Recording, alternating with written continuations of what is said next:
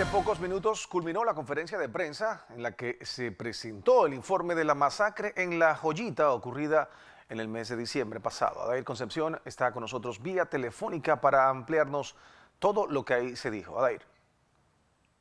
Iván, muy buenas noches. En directo desde el anfiteatro de la Presidencia, obras de ingeniería construyeron los privados de libertad del centro penitenciario de La Joyita. Así lo manifestó Rolando Mirones, ministro de Seguridad. Hoy presentó al presidente de la República, Laurentino Cortizo, el informe de la masacre en el centro penitenciario de La Joyita, el pabellón 14, donde murieron 13 privados de libertad y 14 resultaron heridos. Obras de ingeniería, así lo denomina la construcción. Él habla de sarcófagos o tumbas, pues los calificativos o nombres que utilizó, donde habían armas largas, armas de grueso calibre, ocultaban también drogas y otros artículos prohibidos dentro de este centro penitenciario. Según él y también el Departamento pues de Estructura e Infraestructura del Ministerio de la Policía Nacional, esto les habría tomado hasta 2 años a los privados de libertad construir en esta cárcel que se encuentra en pésimo estado, así lo dijo. No hay cámaras de videovigilancia, no hay un muro perimetral, ahí es una cerca en pésimo estado, las torres de vigilancia no funcionan, hay un policía para más de 500 privados de libertad, no funcionan los arcos detectores de metales, ni mucho menos funcionan las antenas o sistemas operativos de bloqueo de señales de telefonía celular. En pésimo estado, asegura el ministro, han recibido el tema carcelario en nuestro país. Vamos de inmediato con su intervención esta tarde acá en el Consejo de Gabinete. Adelante. ¿Por qué no se da el hallazgo de las armas largas con las que se perpetraron los homicidios? Porque estas armas largas estaban en 2 cavidades muy sofisticadas que habían sido desarrolladas por los internos. Una de ellas era una cavidad que estaba debajo de una celda con una profundidad aproximada de 2,5 metros, es decir, cabe una persona parada perfectamente bien. Esta cavidad iniciaba en una de las celdas, tenía una tapa de cemento, esa tapa de cemento se levantaba en caso de necesidad y tenía unas escaleras de tierra. Ahí se bajaba y abajo había aproximadamente una cavidad de 2 por 2 metros cuadrados. Eso era un cuarto debajo de la celda, hecho por los detenidos. Y ahí se guardaban evidentemente objetos prohibidos. Otra de las cavidades era una cavidad que los detenidos llaman la tumba.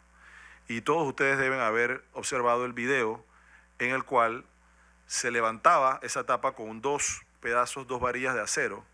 Era una tapa aproximadamente de 30 por 30 pulgadas, una tapa cuadrada de cemento que tenía una forma cónica o como de pirámide invertida. Ese agujero tenía aproximadamente 6 pies de alto y estaba totalmente recubierto de concreto. La tapa era de concreto armado, es decir, ahí hubo que tener conocimientos de ingeniería, de albañilería y mucho tiempo para realizar esta labor. Debajo de esto había un orificio rectangular perfecto y debajo del orificio había 2 tanques, uno encima del otro, para darle la altura, de esos de 5 galones de pintura. Allá adentro estaban las armas, es decir, una persona podía levantar la tapa con la ayuda de estas varillas de acero, meter la mano y sacar las armas.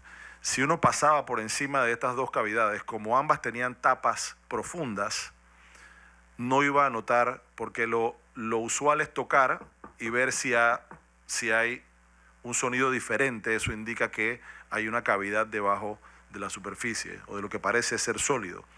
Pero esto fue hecho con una profundidad de concreto debajo, de manera que cuando se pasara la mano no se notara que había una diferencia. Entonces, por eso no se pudo detectar en las 2 requisas que se hicieron previas a la situación. En esas requisas sí hubo detección de objetos prohibidos como drogas, como elementos electrónicos, celulares, etc.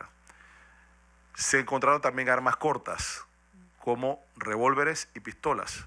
Evidentemente, con un revólver y con una pistola no se podía realizar una masacre como la que se realizó, en donde murieron 13 detenidos y se hirió a 14. Obviamente que esto se realizó con fusiles AK-47.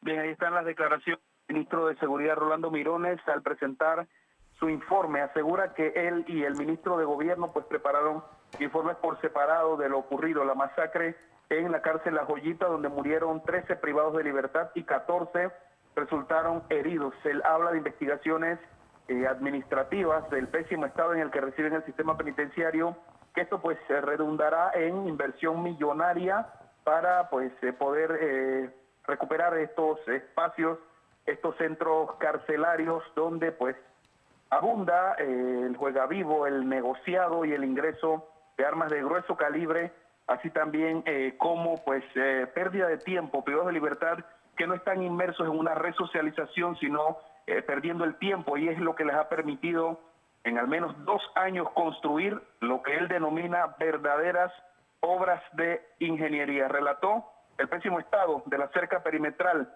Hay precaristas en los alrededores de estas cárceles, las torres de control o vigilancia que no funcionan, un policía para 500 privados de libertad, entre otras falencias, al tiempo que subrayan en las próximas fechas estarán presentando ante la Asamblea Nacional un proyecto de ley para este tema de carrera penitenciaria. El ministro de Gobierno también presentó su informe y se refirió a las investigaciones que también se inician con carácter administrativo en contra de algunos funcionarios del sistema penitenciario. Es lo que ocurre en este momento desde el Consejo de Gabinete. Y van, amigos televidentes, en breve llevaremos más detalles desde nuestra sala de redacción. Adelante. Adair, antes de que te nos vayas, sabemos lo que sucedió. Creo que el ministro repitió mucho de lo que ya se sabía en esta conferencia de prensa sobre lo que habían encontrado, pero lo que llama la atención es que no se habla de medidas inmediatas, porque todo lo que se menciona también pareciera que son medidas a mediano y largo plazo, porque pareciera que el sistema carcelario, el sistema penitenciario está en crisis, Adair. Efectivamente, en crisis. Así asegura que lo recibió, habla de hasta 10 años por lo menos de atraso, y menciona también que hasta 2 años le habría tomado a los privados de libertad construir toda esta estructura donde escondían las armas. Lo que sí reiteró es que solamente estaba haciendo una investigación administrativa para saber cómo recibió las cárceles, cómo recibe los centros penitenciarios, pero pues es consciente de que poner toda esta estructura pues en buenas condiciones significará varios millones de dólares. De momento, lo que manifiesta pues en un plazo quizá mediano es la presentación de ese proyecto de ley ante la Asamblea, y en base a esto pues mejorar el tema de la vigilancia o tener una carrera penitenciaria. Pero inversiones pues sin duda es lo que vendrá cuando ya haya una investigación mucho más profunda, ya que hoy dijo solamente era administrativo lo que entregó al presidente Cortizo. Estaremos entonces muy pendientes a qué es lo que se va a hacer realmente y cómo se va a solucionar a corto plazo esta crisis que estamos viviendo en el sistema penitenciario. Gracias, Adair.